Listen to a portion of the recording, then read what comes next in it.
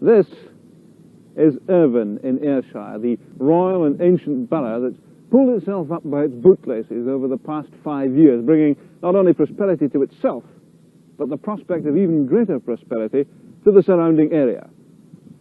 The story of Irvine is a success story, but it's one that might have a sting in its tail, for that same success could be the means of Irvine losing its identity and some of the benefits of that very prosperity that it set out to achieve. Irvine's been around for a long time. It was created a royal borough by Robert II in 1372, and like many another veteran, it still carries relics of past glories. The town council still have minutes and charters dating back to 1593.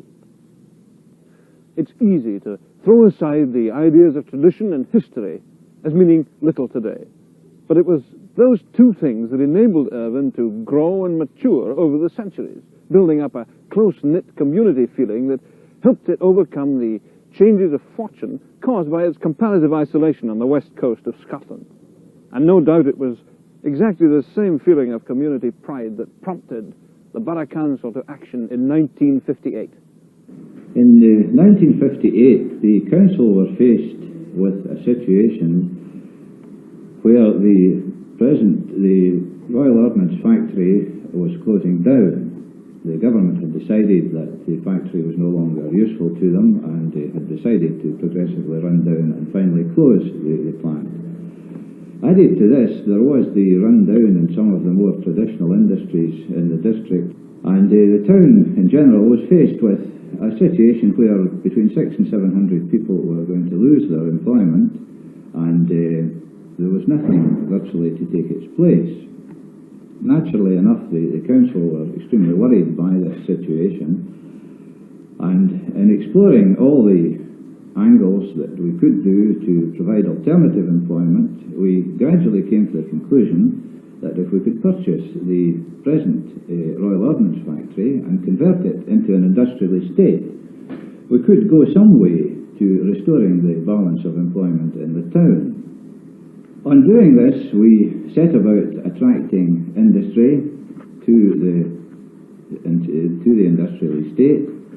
We advertised, we got in touch with the Board of Trade, with the Scottish Council of Development and Industry. We had meetings with a number of industrialists, and by and large we began to see that there was a possibility that we could really do something with the estate.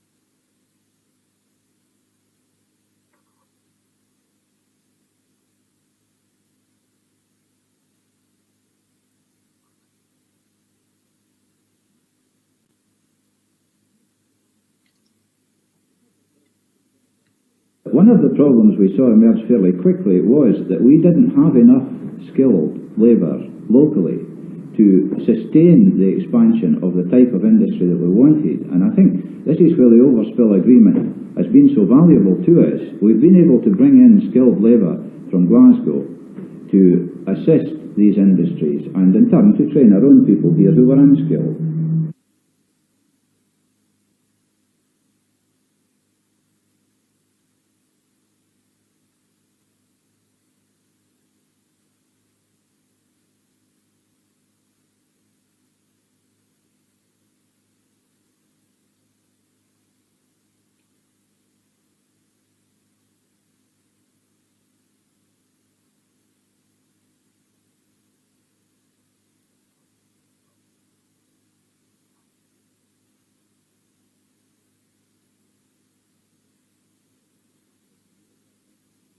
The Irvine area offers a great deal to anyone living here. I see no reason why, if a new town did eventually come to pass, why it shouldn't be an exceptional town in this respect, that we already have the nucleus of a community here.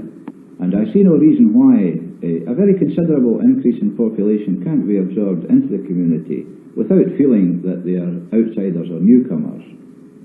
But inevitably, a large expansion in the population would tend to dwarf the old town of Irvine quite considerably. I think this is something we must face. But if we want progress, if we want to see the area developing as we think it should develop, then we've got to be prepared to sacrifice something.